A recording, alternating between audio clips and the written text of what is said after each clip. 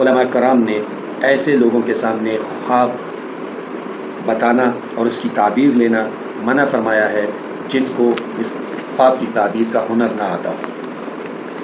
تو اگر اچھا خواب ہے تو اللہ تعالیٰ سے اس کی اچھائی اور بہتری کی امید رکھنی چاہیے۔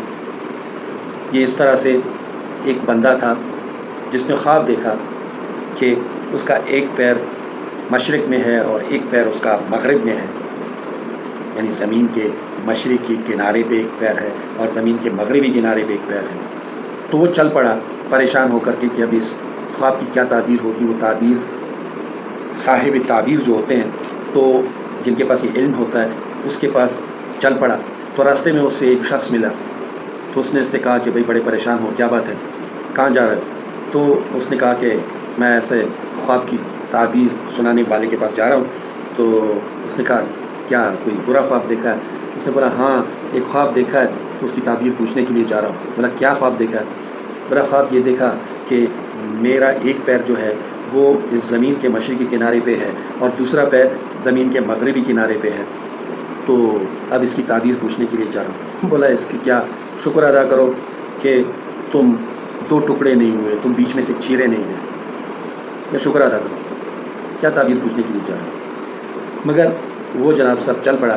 جب وہ صاحب تعبیر کے پاس پہنچا تو اسے اپنا خواب سنایا۔ اس نے کہا، اس سے پوچھا کہ راستے میں کسی کو آتے ہوئے کسی کو تعبیر تو نہیں بتائی؟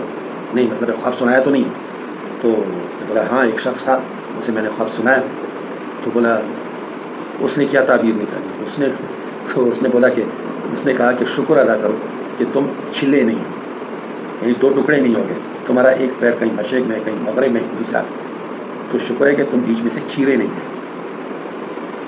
اس نے بولا کہ بیڑا غرق، تمہارے اس خواب کا مطلب تھا کہ تمہاری حکومت ہوگی مشرق سے لے کر کے مغرب تک، یہ علاقہ تمہارے ان قدموں کے نیچے ہوگا، ان پہ تمہاری دسترس ہوگی، مگر اب چونکہ تعبیر تم نے نکال لی ہے اس کی تو خواب گیا۔ اسی طرح رسول اللہ صلی اللہ علیہ وآلہ وسلم نے فرمایا کہ خواب کی تعبیر پرندے کے پروں میں ہوتی ہے۔ تو دوستو کبھی بھی اپنا خواب ایسے ایرے غیرے کو نہیں سنایا کرو۔